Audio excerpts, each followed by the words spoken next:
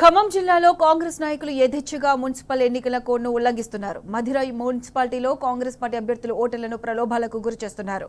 ఒకవైపు ఎన్నికల కోడ్ అమల్లో ఉన్న సొంత ఖర్చులతో దివ్యాంగులకు సైకిల్ కొని పంపిణీ చేశారు. దీనికి సంబంధించి వీడియోను సోషల్ మీడియాలో పోస్ట్ చేసి కాంగ్రెస్ అభ్యర్థి ప్రచారం చేసుకుంటున్నాడు.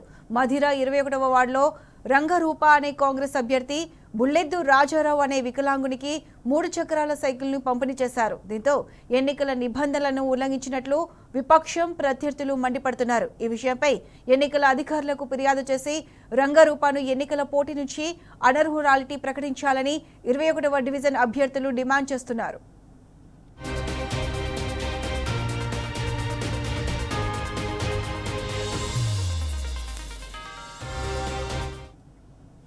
రెడ్డి అంశానికి సంబంధించి పూర్తి అప్డేట్స్ మా ప్రతినిధి సాంబ అందిస్తారు. సాంబ చెప్పండి, ఖమ్మం జిల్లాలో కాంగ్రెస్ నాయకులు మున్సిపల్ అభ్యర్థులు ఎన్నికల కోడ్ను ఉల్లంఘిస్తున్నారు. దీనికి సంబంధించి పూర్తి అప్డేట్స్ ఏంటి?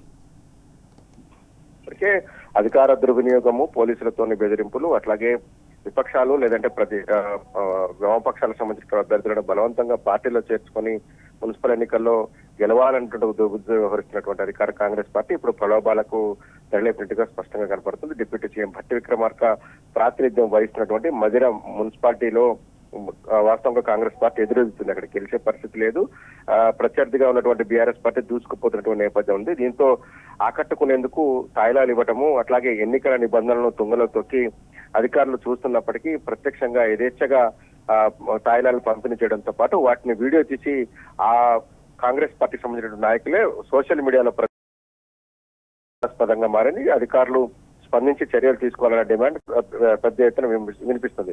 మధుర మున్సిపాలిటీ 21వ వార్డులో కాంగ్రెస్ పార్టీ టీడీపీ బలపరిచినటువంటి కాంగ్రెస్ పార్టీ అభ్యర్థిగా పోటీ చేసినటువంటి రంగా రూప అనేటువంటి అభ్యర్థి తన సొంత ఖర్చులతో ఓ దివ్యాంగుడికి ట్రైసైకిల్ 3 చక్రాల వాహనాన్ని కొనిచ్చి అతనికి అందజేసేటువంటి ప్రయత్నం చేసేటువంటి క్రమంలో వీడియో కూడా తీశారు. వీడియో తీసి ఈ ఎవరు కొనిచ్చారు, కొనిచ్చిన ఆవిడ పేరేంటి, ఆవిడ ఏ పార్టీకి ప్రాతినిధ్యం వహిస్తున్నారు అలాంటి ప్రశ్నలు వేసి ఎవరైతే వికలాంగుడు బొల్లెద్దు రాజారావు ఉన్నారో అతనితో మాట్లాడించి ఆ వీడియోను సోషల్ మీడియాలో ప్రజెంట్ చేశారు. దీనివల్ల ఏంటంటే అత్యధికంగా లబ్ధి పొందేటువంటి ఆస్కారం ఉంటుంది కాబట్టి సోషల్ మీడియా ప్రచారం ద్వారా తాము ఎవరికైనా ఏదైనా లబ్ధి చేసి అట్లాగే తాయిలాలు ఇచ్చి గెలిచేటువంటి ప్రయత్నం చేస్తున్నట్టుగా స్పష్టంగా కనపడతా ఉంది.